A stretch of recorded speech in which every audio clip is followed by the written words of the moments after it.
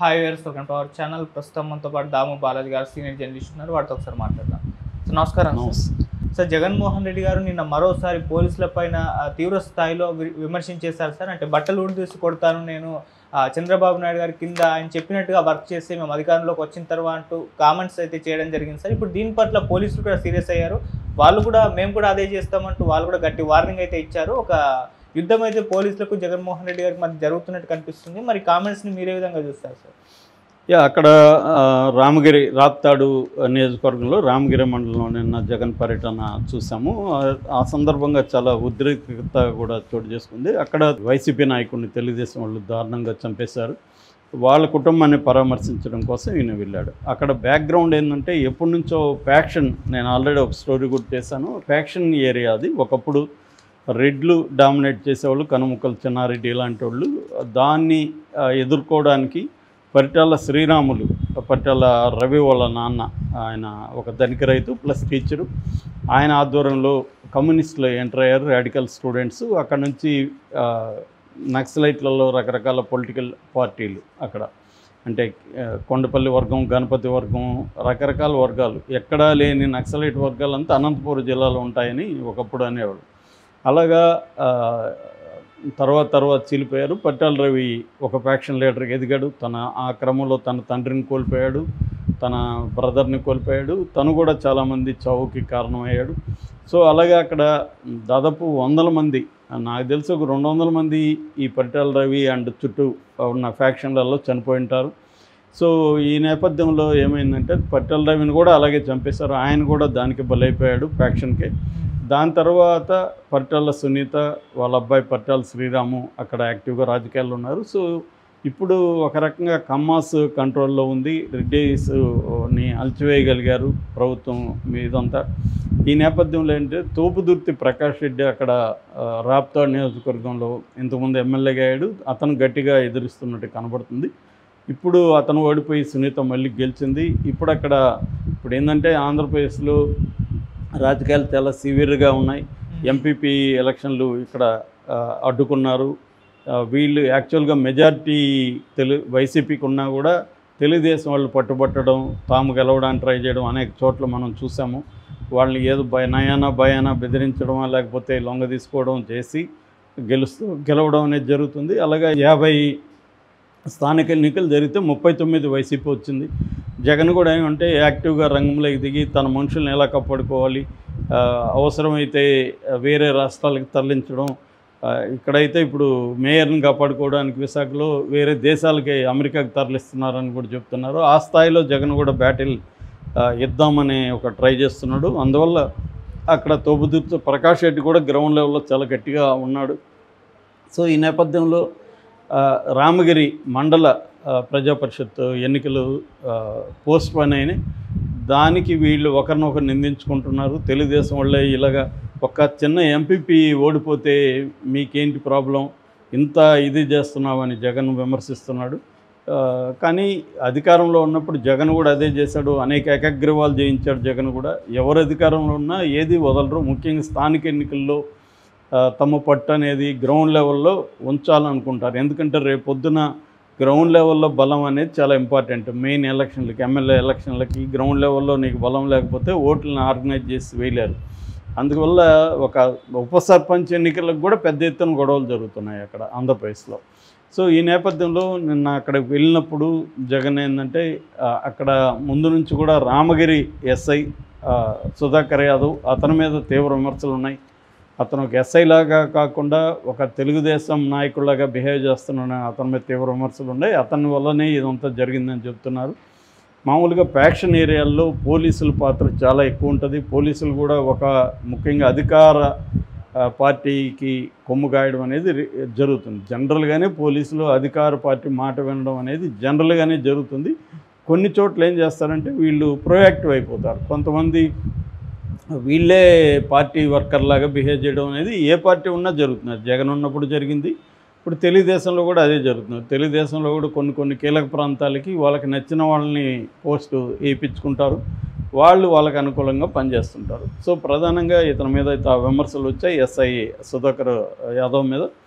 So దీంతో జగన్ ఏం చేశారంటే జగన్కి ఏంటంటే గత కొంతకాలంగా పోలీసులు అక్రమ కేసులు పెట్టడం, వీళ్ళ కార్యకర్తలను తీసుకెళ్ళి కొట్టడం, వాళ్ళని ఇటు కోర్టుకు పెట్టకపోవడం. ఎందుకంటే ఈ మధ్యకాలంలో ఎప్పుడూ లేనన్ని హెబియస్ కార్పస్ పిటిషన్లు హైకోర్టులో వేశారు.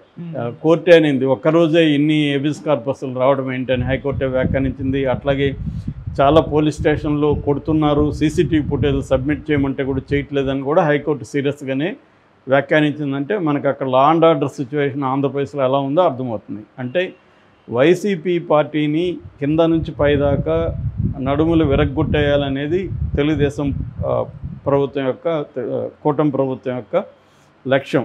దానికోసం ఎవరిని ఉపయోగిస్తారు? పోలీసులను ఉపయోగిస్తారు. ఇదేం కొత్త విషయం కాదు. గతంలో కూడా పోలీసుల్ని మావోయిస్టుల మీద, పౌర సంఘాల మీద, ప్రజా సంఘాల మీద, పౌర సమాజం మీద ఎవరు ప్రభుత్వ విధానాలను ప్రశ్నిస్తే వాళ్ళ మీద పోలీసుల జులుం అనేది ఎప్పటి నుంచో ఉంది. మేము చాలాసార్లు పోలీసు లాకప్ డెత్ల మీద అనేక పనిచేసాం. సో లాకప్ డెత్లు కావచ్చు, పోలీస్ వైలెన్స్ కావచ్చు, పోలీస్ అట్రాసిటీస్ కావచ్చు, ఎప్పటి నుంచో. ఈ నేపథ్యాన్ని మనం అర్థం చేసుకోవాలి. ఈ నేపథ్యం ఉన్నప్పుడు ఎవరైనా అలాగే స్పందిస్తారు. ఈ గతంలో లోకేష్ భిన్నంగా ఏమైనా స్పందించాడా? లోకేష్ కూడా రెడ్ బుక్ పెట్టి మీ పేరు రాస్తున్నా, డైరెక్ట్గానే చిత్తూరు ఎస్పీ నీ పేరు రాస్తున్నా, నిన్నే ఫస్ట్ నీ అంత చూస్తానని అనలేదా? సో అదేవిధంగా ఇప్పుడు జగన్ కూడా అదే అన్నాడు. అంటే జగన్ ఏమన్నాడు? మీ బట్టలు ఊడదీస్తాం, మీరు మీ సింహాల మీద, మీ టోపీలో ఉన్న సింహాలకి సాల్యూట్ చేయాలి, కానీ చంద్రబాబుకు సాల్యూట్ చేసి చంద్రబాబు వాచ్మెన్ లాగా మీరు పనిచేస్తే మాత్రం మా ప్రభుత్వం, చంద్రబాబు ప్రభుత్వం ఎల్లకాలం ఉండదు, మాది వస్తుంది. మాది వచ్చినప్పుడు మీ బట్టలు ఊడి తీసి యూనిఫామ్ విప్పి కోర్టు ముందు నిలబెడతాం, మీ ఉద్యోగాలు ఓడగొడతాం అనేది జగన్ మాట్లాడారు.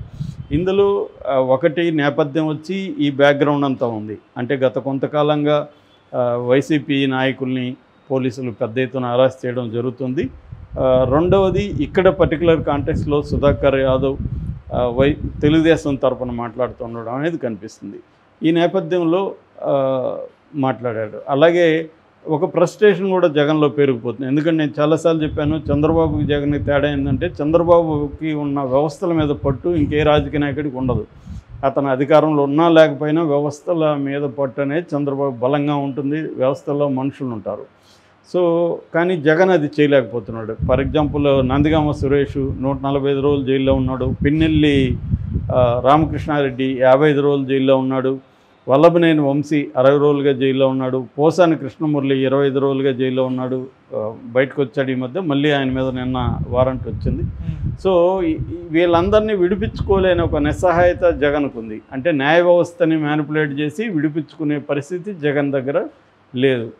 సో వీళ్ళేమో రకరకాల అక్రమ కేసులు పెట్టి ఒకే కంప్లైంట్లో ఒకే రకమైన నేరానికి అనేక చోట్ల కంప్లైంట్లు ఇచ్చి ఒక మోడస్ ఆపరెండికి తెరలేపారు. సో దాంట్లో జగన్కి ఫ్రస్ట్రేషన్ కూడా కనిపిస్తుంది. మూడవ యాంగిల్, జగన్ తన కేడర్ని, తన కింది స్థాయి నాయకుల్ని నిలబెట్టుకునే కార్యక్రమంలో ఇప్పుడు ప్రజెంట్ ఉన్నాడు. అతను మోటివ్ ఏంటంటే పై స్థాయి నాయకుల కంటే కూడా కింది కేడర్ని, కింది స్థాయి నాయకులు నిలబెట్టుకోవాలనేది అతనికి అర్థమైంది. మొన్న స్థానిక ఎన్నికల్లో కూడా గట్టిగా నిలబడింది వాళ్ళే. కాబట్టి వీళ్ళని నేను కాపాడుకోవాలనేది అర్థమైంది. వాళ్ళకు ఒక మోరల్ బూస్ట్ ఇవ్వాల్సిన అవసరం కూడా జగన్కు ఉంది. ఈ నేపథ్యం నుంచి జగన్ మాట్లాడాడు.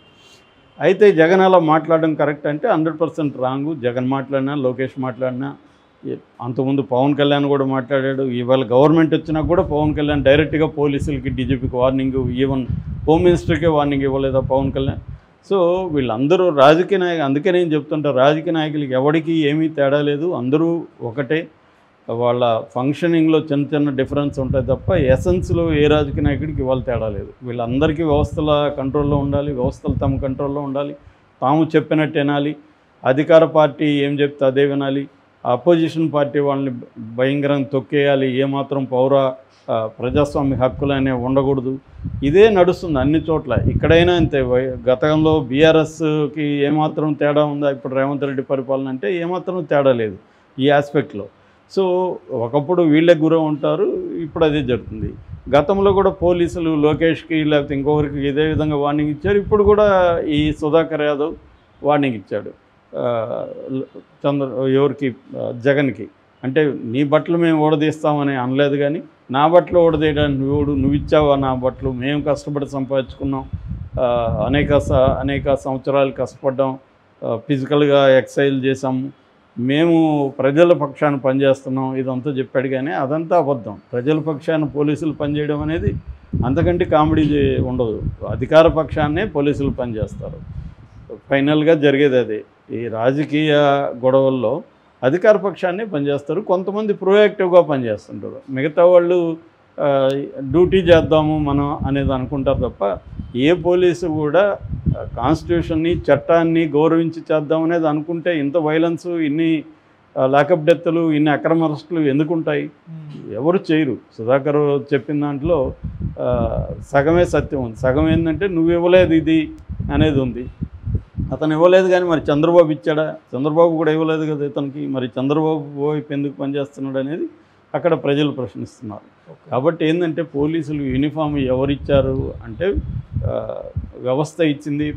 ప్రజల సేవకులుగా వాళ్ళు పనిచేయాలి. కానీ అది ఇప్పుడున్న పోలీసులను మనం పర్సనల్గా ఏం అనలేము. సిస్టంలో ఉండే ప్రాబ్లం అది. వ్యవస్థలో, సిస్టంలో ఉండే ప్రాబ్లము వల్ల ఇలాంటి వ్యక్తులు కొంతమంది ప్రొయాక్టివ్గా పనిచేస్తాం. గతంలో కూడా ఇంతకంటే ఘోరంగా గోరంట్ల మాధవ్ హెచ్చరిస్తూ మాట్లాడలేదా? ఇది ప్రతి ప్రభుత్వంలో కూడా ఇలాంటి పోలీసు అధికారులు ఉంటారు. వీళ్ళు ప్రతిపక్ష నాయకులను ఇలాగే మాట్లాడుతుంటారు. రేపు వాళ్ళు వచ్చినప్పుడు